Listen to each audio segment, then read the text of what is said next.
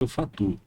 Eu participei uma vez de uma consultoria, né, de um trabalho lá no Sebrae com um consultor que veio de São Paulo, ele é especialista em finanças, cara que tem uma didática esplêndida, né? E ele falou, custo fixo é coisa da sua cabeça. Opa, Custo fixo é coisa da sua cabeça. Você que inventou custo fixo.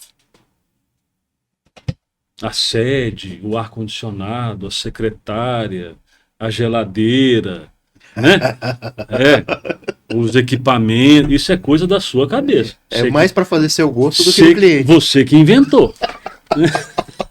É genial isso. Sensacional. É genial isso. Beleza. Não tem como eu ficar no escritório sem ar-condicionado.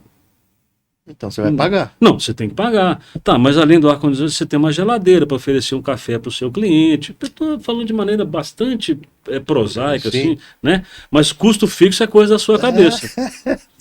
Muito legal. Show de bola. Então acho que tem que. O que é o Uber? O Uber gerencia demanda.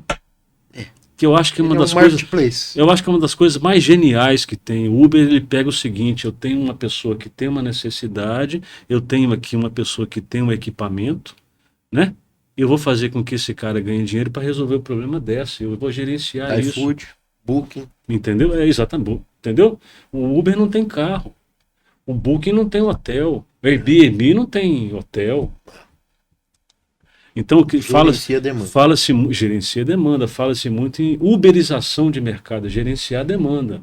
E aí você, não que você não tenha, mas é que você começa, se você for verticalizar tudo. E aí, Alessandro,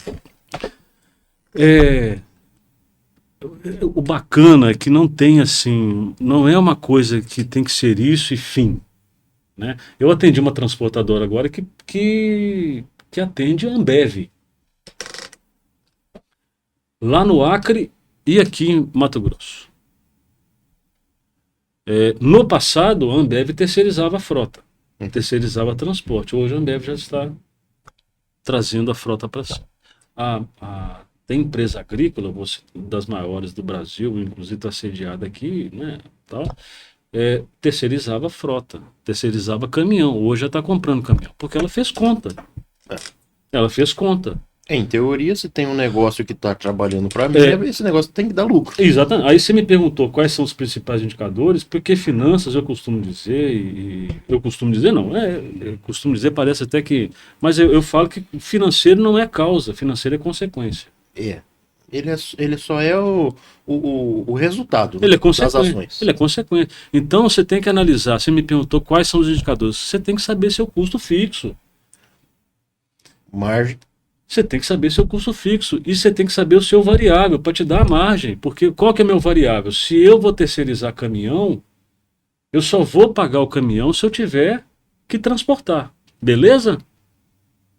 Agora, se eu tenho um caminhão, o caminhão está dentro do meu negócio.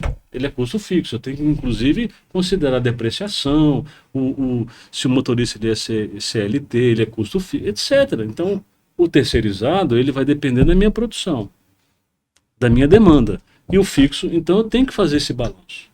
Porque no final das contas, o que interessa para a empresa é quanto que vai sobrar. Eu faço acompanhamento com um amigo que tem empresa lá nos Estados Unidos. E ele trabalha com calhas e telhados. É incrível quando você pega um demonstrativo de resultado aqui do Brasil e você cruza com o demonstrativo de resultado dele, americano. É outro mundo.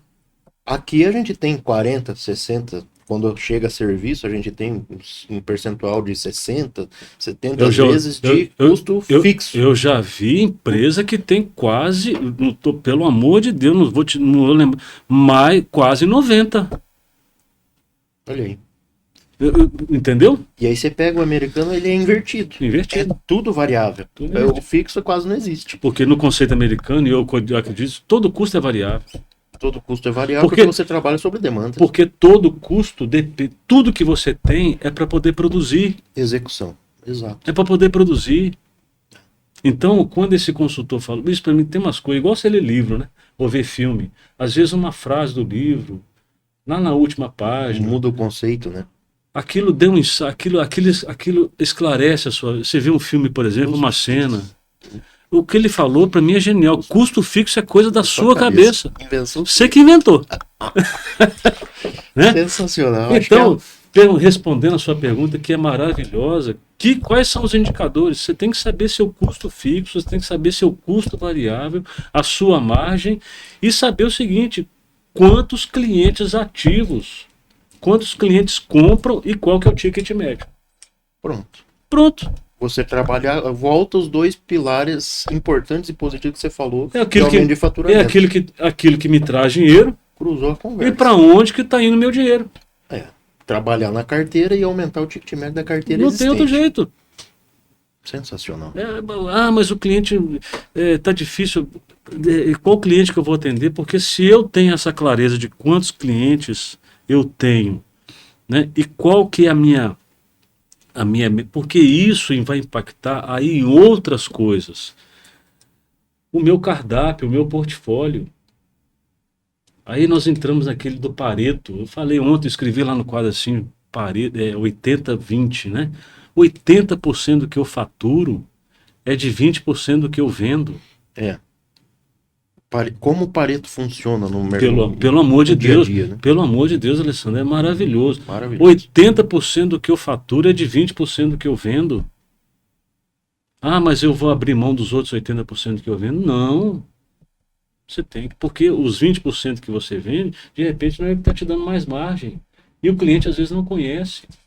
E quando a gente entra em financeiro e acaba entrando em curva ABC e tudo mais, como o Pareto funciona, e a curva ABC cruzando com o Pareto, você chega eu já cheguei em distribuidoras que tinha ali 4.000 itens, 80% da venda vinha de 60, 70 itens. E você tinha 4.000. 4.000. Aí, lógico, o indicador por si só, ele não pode ser decisor. Você chama a equipe comercial e ele fala assim, não, esse produto é o boi de piranha. Sim. Esse aqui, ele não vende tudo, mas ele é o que abre pedido. Então, se você toma a decisão baseada só no número, você corre um sério risco de errar. Mas, ainda assim, grande parte daqueles produtos tem que ser eliminados, né? Você tem que focar naquilo que de fato gira. Vou dar um exemplo do supermercado aqui, sem fazer o que eles chamam aqui de... Eles falam de maneira errada merchandising, mas isso não é merchandising, né? Você vai no Big lá, por exemplo, onde tem fila? Padaria. No pão. E onde fica o pão? Você tem que dar a volta no mercado inteiro para chegar. O açougue lá no fundo. Agora até a bebida eles estão colocando no fundo. Antigamente era na frente, para a hora que você passa na frente do mercado, entendeu? Você vê a logo do lado do freezer. Agora eles já entenderam que não. Eu vou ficar rico vendendo pão francês? Jamais. A Encol quebrou, começou a fazer escambo com pão francês. Né? Jamais. Mas se eu não tiver o pão francês, então você falou desses 4.000 itens no meu depósito, o desafio, aí entra né, nos indicadores, porque se você ficar medindo coisa que não vai fazer sentido, é igual aquilo, o cara não entregou a Copa do Mundo. É verdade. O cara não venceu o jogo, pô. Né? Tá, e aí? Né? Tem indicadores bonitos. Um custo fixo e uma fachada maravilhosa. Nossa, é a loja mais bonita do bairro. Bacana, mas o cara quebrou.